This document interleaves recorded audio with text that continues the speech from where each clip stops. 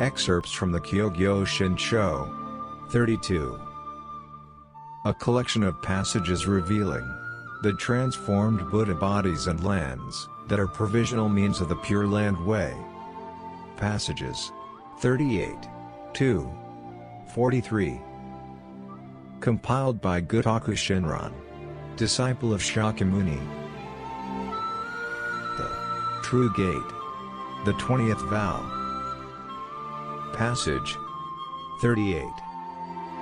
Monks and laity of this defiled world should swiftly enter the true gate of perfectly accomplished supreme virtues, and aspire for the birth that is non-comprehensible.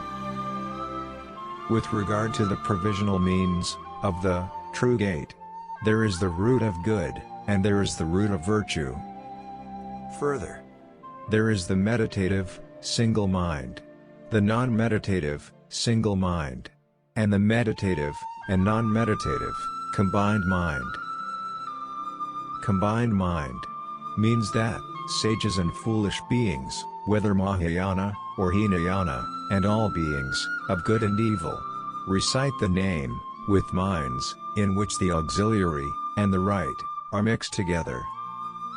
The teaching is indeed one of sudden attainment, but the practicers are beings of gradual attainment. The practice is single, but the mind is mixed. Hence the term combined mind. Meditative or non-meditative, single mind refers to seeking the power of the primal vow with a mind that believes in the recompense of evil and good. This is termed the single mind of self-power. Root of good refers to the Tathagata's auspicious name. This auspicious name is perfectly possessed of the myriad goods. It is the root of all goods. Hence the term root of good. Root of virtue refers to the Tathagata's virtuous name. This virtuous name, with but a single utterance, fulfills the supreme virtues in practicers, transforming all their evil. It is the source of the virtuous names of the Buddhas throughout the 10 quarters, in the past, present, and future. Hence, it is termed the root of virtue. Shakyamuni Buddha revealed this store of virtue to encourage and guide beings of the defiled worlds of the 10 quarters.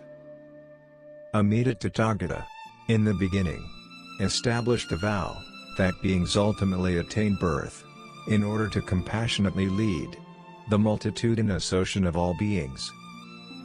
The compassionate vow already exists.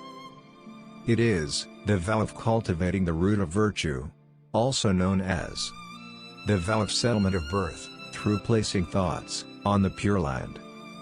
The vow stating, if they do not ultimately attain birth, and the vow of sincere mind and directing merit. 39.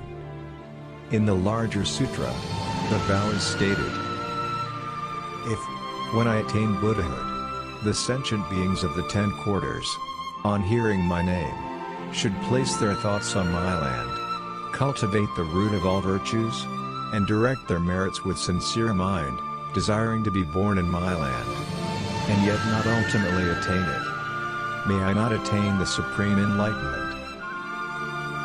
40.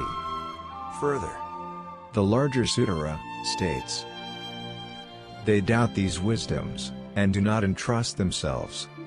And yet, believing in the recompense of evil and good, they aspire to be born in that land, through cultivating the root of good. Such sentient beings will be born in the womb palace. 43.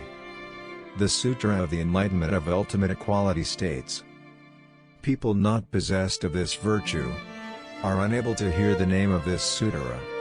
Only those who have observed the precepts without fault have now come to hear the right Dharma. Those of evil, arrogance, the hindrance of passions, and indolence, will have difficulty entrusting themselves to this Dharma.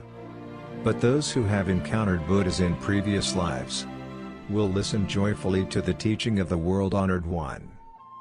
Rare is it to obtain human life, and difficult to encounter a Buddha's appearance in the world.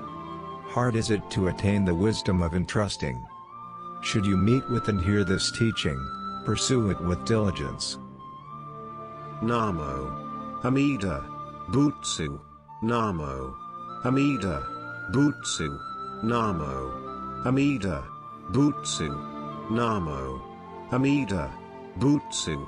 Namu Amida Butsu. Namu Amida Butsu. Namu Amida Butsu. Namu Amida Butsu. Namu Amida Butsu.